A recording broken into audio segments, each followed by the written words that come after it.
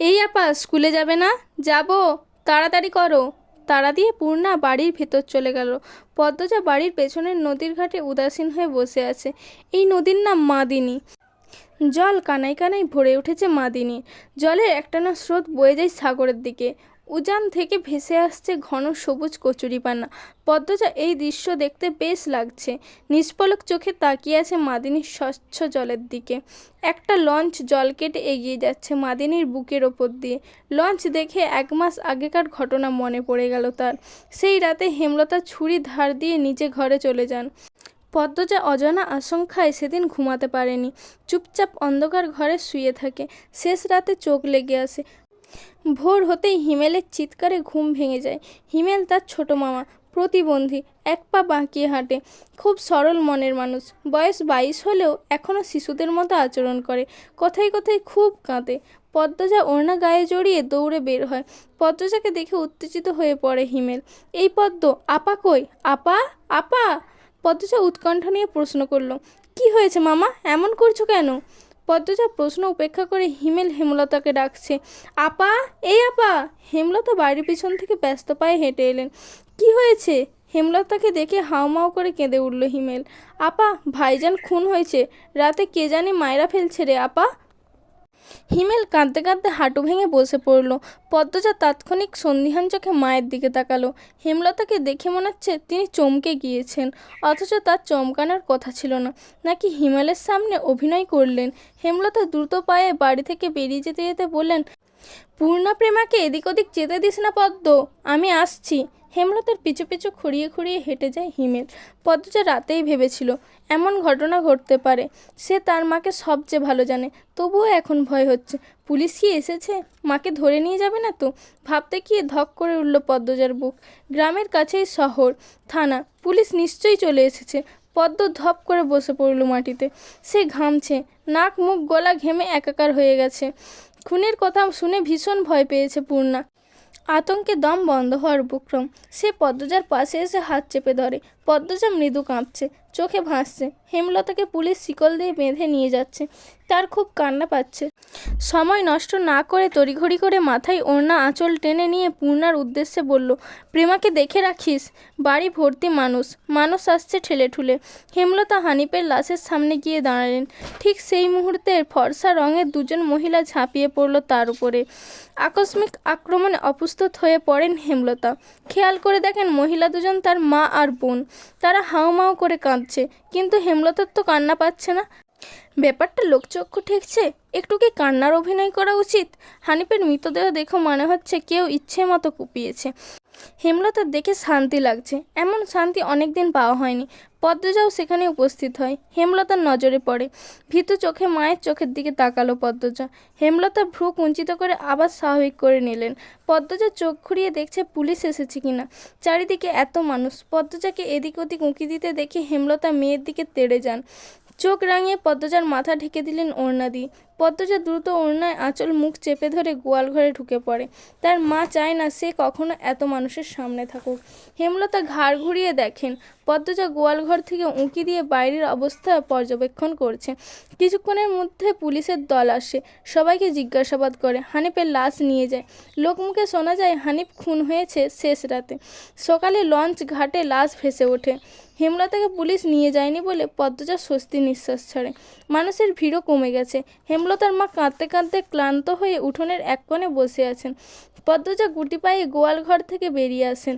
পদ্মজার দিকে তাকিয়ে মৃদু হাসেন হেমলতা। সেই হাসি দৃষ্টিগোচর হয় হেমলতার মা মঞ্জুরার। তিনি কিছু একটা ভেবে নিয়ে হেমলতার কাছে এসে কিরমির করে বললেন, তুই খুন করছস?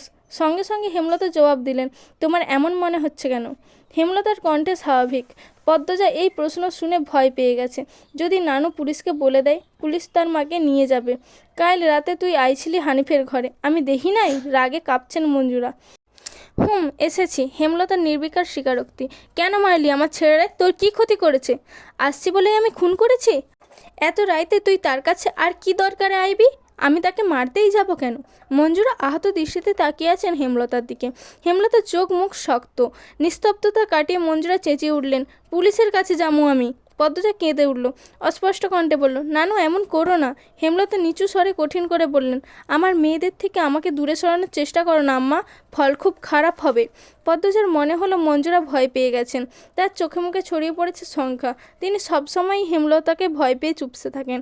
পদ্মজা বুঝে উঠতে পারে না নানু কেন ভয় পায় মাকে, মায়ের অতীতে কি ঘটেছে, কেন তিনি এমন কাঠখোট্টা, ছেলের খুনিকে কেন মা ছেড়ে দেয়। নানু কেন ছাড়লেন, মেয়ে বলে নাকি অন্য কারণ আছে? কোনো উত্তর নেই। এসব ভাবলেই ভীষণ মাথা ব্যথা হয়। অন্য 8-10টা পরিবারের মতো তার নয় কেন? নাকি গোপনে সব পরিবারেই এমন জটিলতা আছে? প্রশ্ন হাজারটা, উত্তর কোথায়? সেদিন রাতে খাওয়ার সময় হেমলতা স্নিগ্ধস্বরে পদ্মজাকে ডাকেন, পদ্ম। জি আম্মা। আমি হানিফকে খুন করিনি। কারা করেছে তাও জানি না। কথাটি শুনে পদ্মজা অবাক হয়। তার মা মিথ্যে বলে না। তাহলে কারা খুন করলো? পদ্মজা প্রশ্ন করলো, তাহলে শেষ রাতে মামার কাছে কেন গিয়েছিলে আম্মা? হেমলতা জবাব না দিয়ে খাওয়া ছেড়ে উঠে গেলেন। পদ্মজার ভাবনার সুতো কাটল কারো পায়ে আওয়াজ শুনে। ঘাড় ঘুরিয়ে মোর্শেদকে দেখতে পেল। মোর্শেদ পদ্মজাকে ঘাটে বসে থাকতে দেখে বিরক্তি কপাল কুঁচকে ফেলল। এই ছেড়ি যায়েন থাইকা। জন্মদাতার এমন দূর ব্যবহারে পদ্মজার কান্না পায়। নিঃশব্দে এক ফোঁটা জল গড়িয়ে পড়ে। তা আড়াল করে ব্যস্ত পায়ে বাড়ির ভেতর চলে যায় সে। কয়েক মাস পর পদ্মজার মেট্রিক পরীক্ষা। নিয়মিত স্কুল যেতে হয়। 3 বোন বই নিয়ে সড়কে ওঠে। পদ্মজার কোমর অবধি ওড়না দিয়ে ঢাকা। পূর্ণা এক নাগাড়ে বকবক করে যাচ্ছে। স্কুল যাওয়া অবধি কথা বন্ধ হবে না। মাঝে মাঝে জোরে জোরে হাসছে। মেয়েটার হাসির রোগ আছে বোধহয়। একবার হাসি শুরু করলে আর থামে না। পদ্মজা বারবার বলছে, আম্মা রাস্তায় কথা বলতে আর হাসতে মানা করেছে, চুপ কর। তবুও পূর্ণা হাসছে।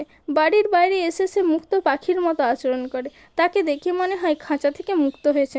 পদ্ম, ওই পদ্ম, খাড়া। পদ্মজা ক্ষেতের দিকে তাকালো। ক্ষেতের আইল ভেঙে দৌড়ে আসছে লাবণ্য। একই সঙ্গে পড়ে দুজন। কাছে এসে হাঁপাতে লাগলো লাবণ্য।